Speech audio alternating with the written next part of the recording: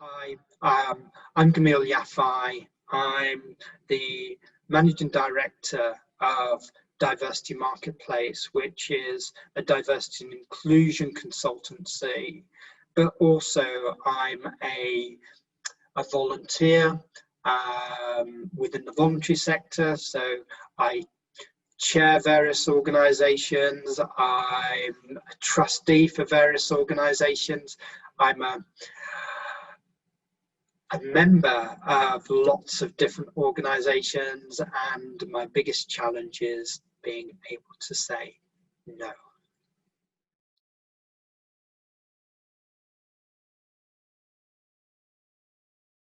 Literally 20 years ago, with the amendments to the Race Relations Act in 2000, that was the thing that got me interested in the whole area of inequalities, particularly around race, which has been an area that I've championed ever since.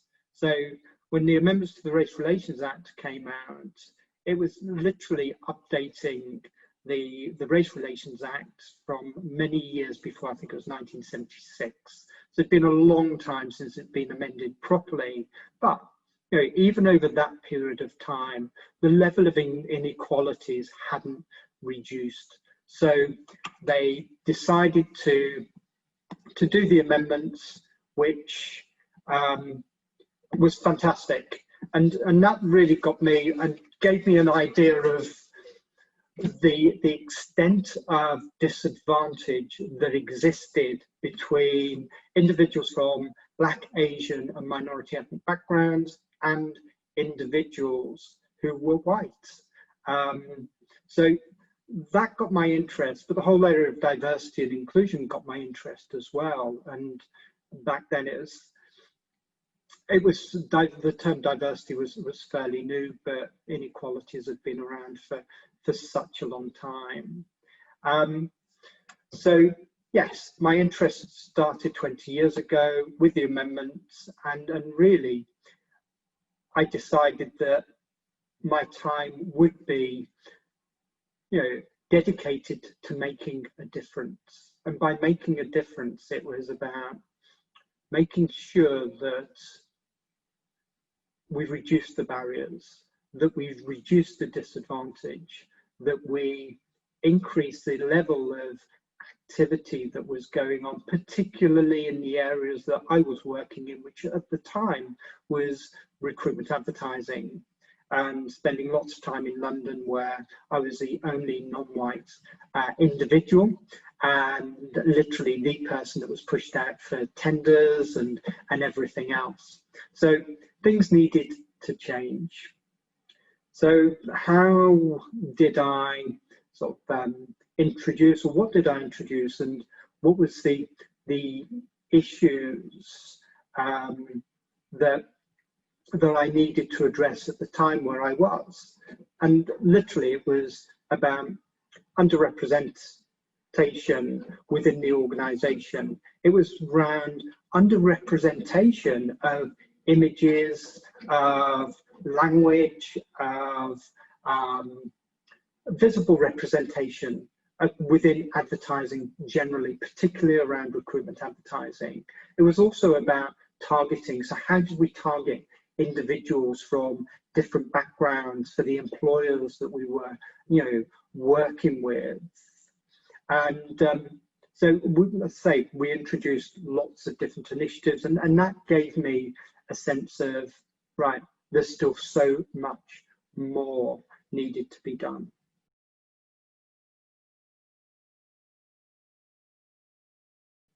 So in terms of who were our biggest allies, and I'm very, very privileged to have and to continue to build a network. And my network of allies were twofold.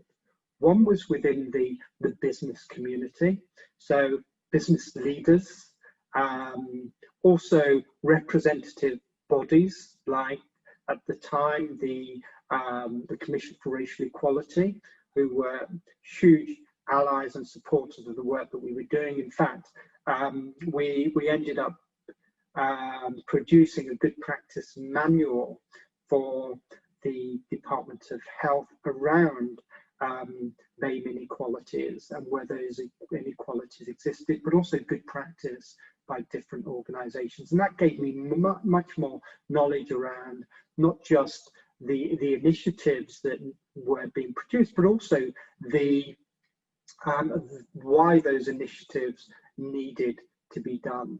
The other group of allies that I had and I started to build right from 2000 were community leaders, community activists. For example, managers of mosques, temples, gurdwaras, managers of Asian women's projects, African Caribbean centres, and loads of other organisations that exist in society to support, help and develop individuals from Black, Asian and minority ethnic backgrounds. And they become my biggest allies. And you know, I started to work with those groups in order to reach wider communities. And you know, outside of my own home of Milton Keynes, you know, most of the work that I did was literally because of client demands. And things like, you know, creating ambassador programs. We've got ambassador programs running for Channel 4. We've got ambassador programs running for, you know, various police forces, for universities, for NHS trusts, and many, many other organisations. In Milton Keynes, where I live, we have an ambassador programme being run within the Parks Trust, and I'll tell you more about the impact of that later.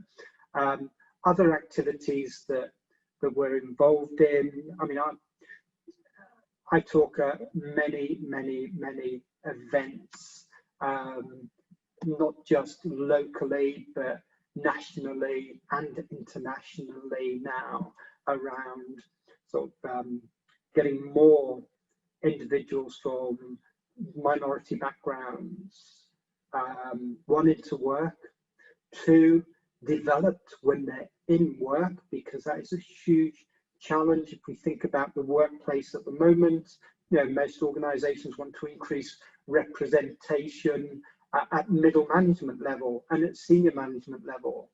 But if you look at all the stats, most individuals from BAME backgrounds are actually in the lower third of an organization. That middle third of middle management, etc., is fairly barren, and when you get close to the top, it's virtually non-existent. So, you know, increasing that representation and running development programs and positive action programs to actually raise the confidence of individuals from Black, Asian and minority ethnic backgrounds to actually push themselves for promotion has been sort of a real rewarding, could say, opportunity for me.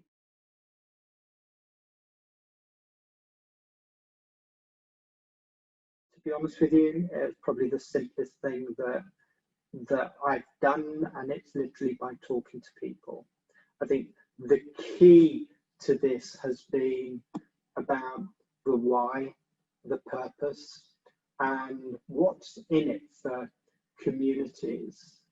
And it is literally conversations. However, building alliances with a lot of different communities takes time. And it's the one thing that you need to have is patience. Trying to convince a executive board of a mosque to allow you to run a recruitment event in their mosques takes not just weeks, but months. But it always happens. You've just got to be patient. You've got to find the right people to talk to. You've got to show them that there is a common interest and goal. For example, some of the work that we do with the prison service.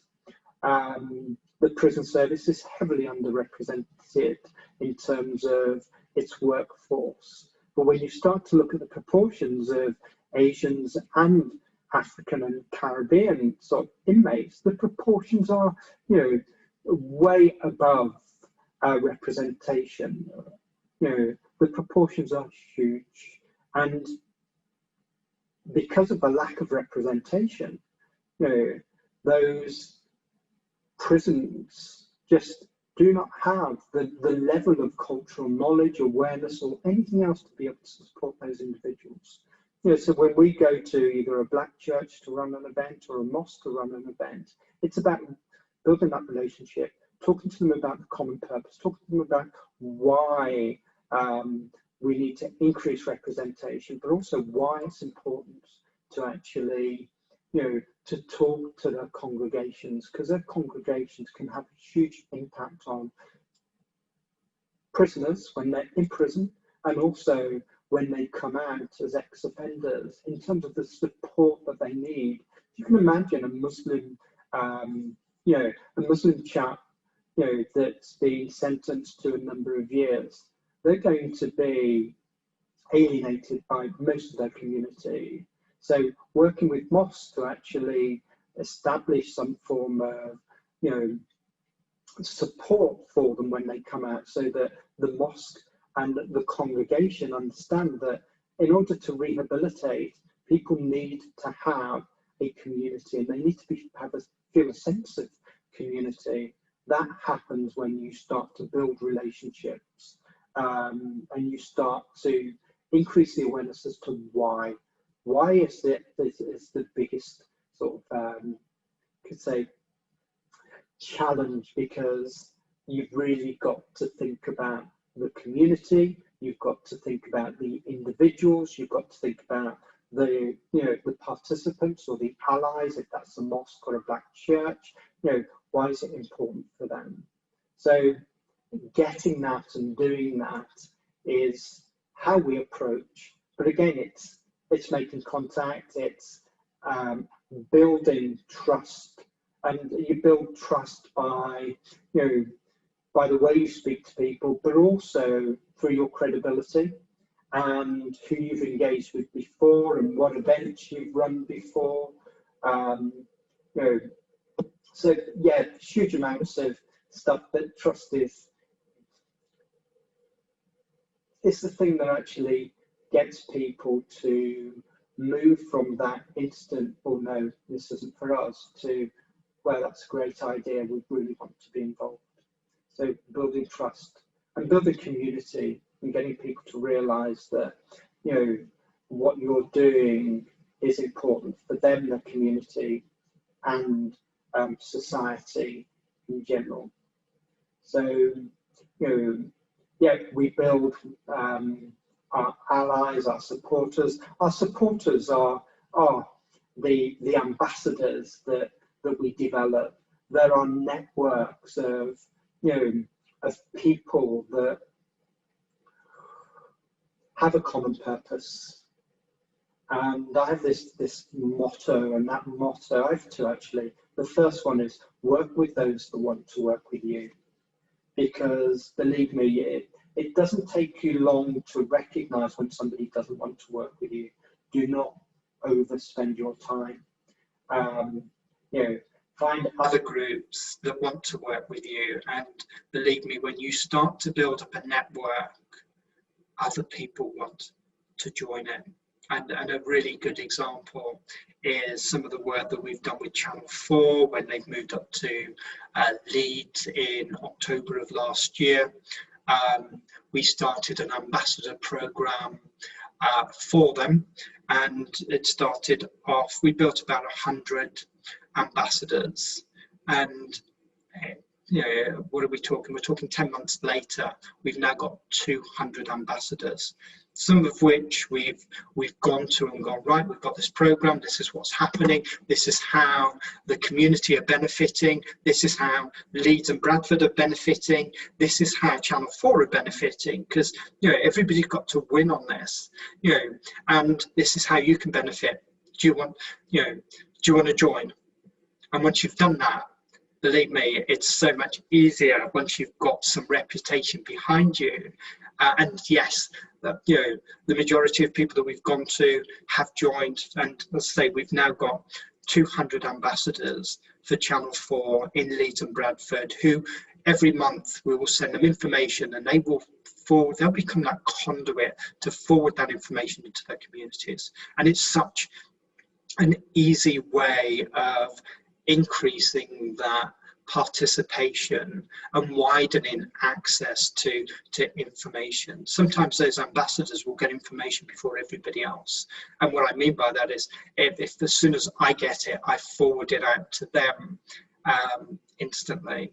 So people want to join because they can see the benefit, but also they want to be part of something that is going to have a social impact, as well as them wanting to have some form of financial impact.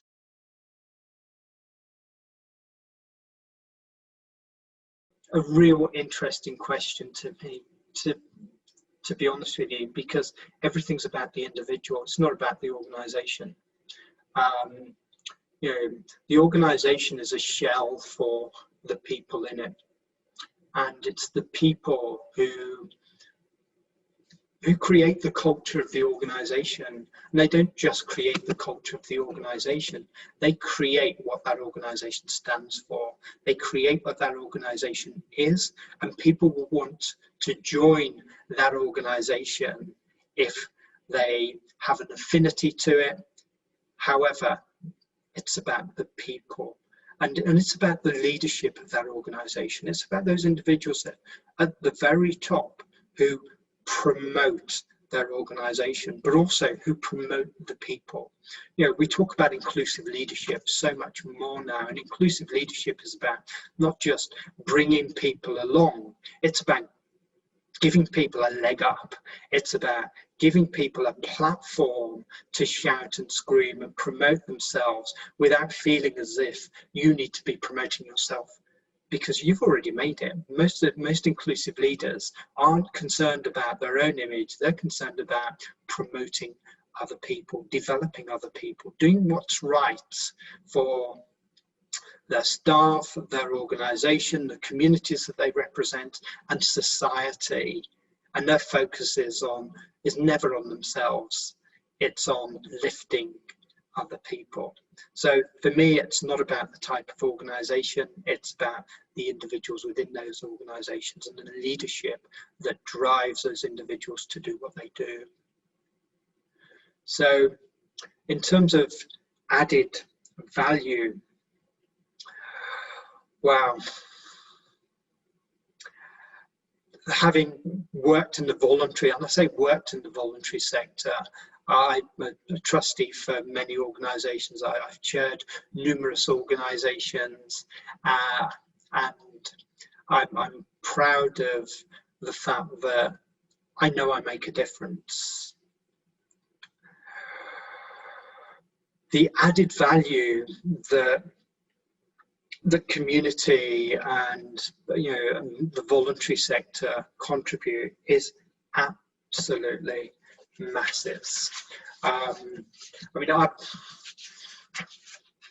would say that the voluntary sector are the preventative body that exists, that prevents a lot of individuals from, and a lot of situations escalating, whether it's through health, whether it's through education. And if we just think about some of the smaller voluntary organisations that that have a network of people that just go out and talk to the elderly, or to youngsters, or run community groups, they make a difference to the lives of those individuals every day.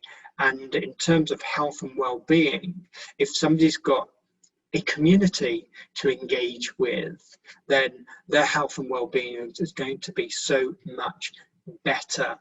And even when they have minor issues, those communities will help them resolve those issues, and will encourage them to go and see a doctor, etc., and will prevent some of the major long-term illnesses that actually happen.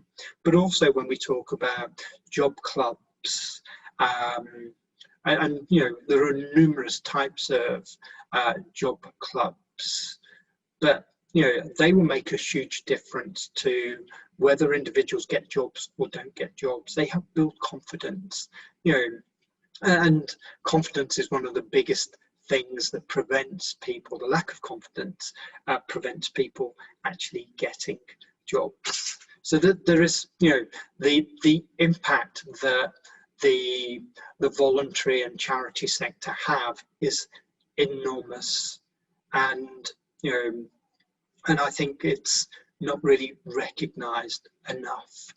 The challenge that the voluntary sector have is, particularly at this time, as finances.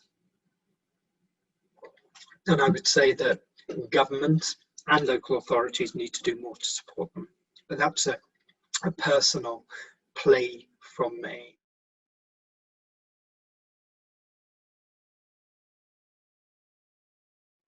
I mean, we all know, and you can't miss some of the activism that's going on around Black Lives Matter. But even before that, the whole COVID situation that proved to everybody that, people could work from home. I mean, I've been challenging organisations for 20 years now to actually improve their flexibility when it comes to working. And suddenly we get COVID and wow, it's like anybody can work from home. It's just been phenomenal. And that's had a huge impact in lots of different ways in terms of how we work, how we communicate, the amount of time that we spend on our laptops, etc. But then came along, Black Lives Matter. And, that has had an enormous change on society. It's had an enormous change on employers, and what it's done is it's rightly highlighted the fact that systemic discrimination exists in so many organisations. And a really quick example of that is, and if I take myself, I mean, okay, running a business, I've probably done about 1,500, if not more, proposals over my 20 years doing this.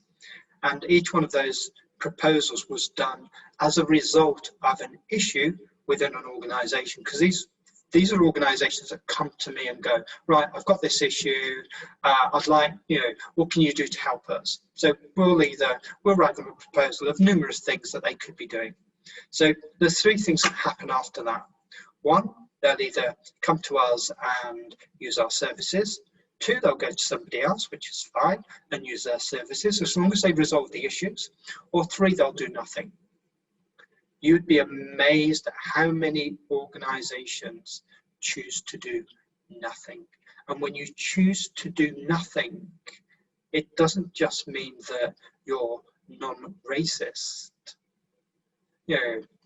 By being non-racist, you're condoning racism because you're doing nothing about it.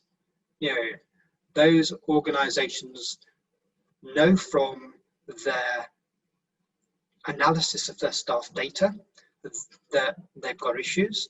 They know by walking through the doors of their buildings that they've got issues in terms of representation, because you can just see as you walk through the organisation. They know by the level of harassment and bullying that happens to different ethnic minorities and who report it. They've got so much data, but they choose not to do anything. So the challenge there is, are they racist? Are they non-racist? Or are they anti-racist? And really, they could call themselves non-racist, but that means that they're doing nothing. And if you do nothing, you're condoning the issue, and you're allowing the issue to continue. And that's why a lot of our systems are, are biased towards certain individuals.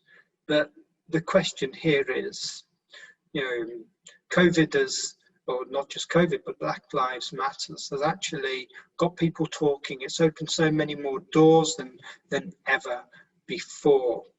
So in terms of Milton Keynes as a place, what can we be doing? I think there's numerous things. I think, one, I haven't heard enough from the council. I think the council should be leading this. I think the council need to be an exemplar.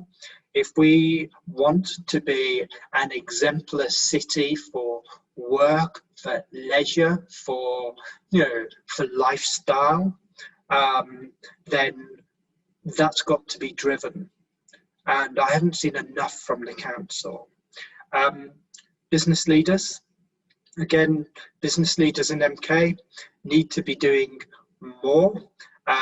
There needs to be more of a systemic approach, a collaborative approach to the whole issue of systemic discrimination, to systemic racism. And that can be done, and there are discussions being had already. The voluntary and charity sector need more investment, and again, they need to be working together. I know there are certain segments of the sector that are working together, but there's so much more done when you bring more minds together. So there's an awful lot that can be done, and really a lot of it can be done through collaborative working. It's the way forward.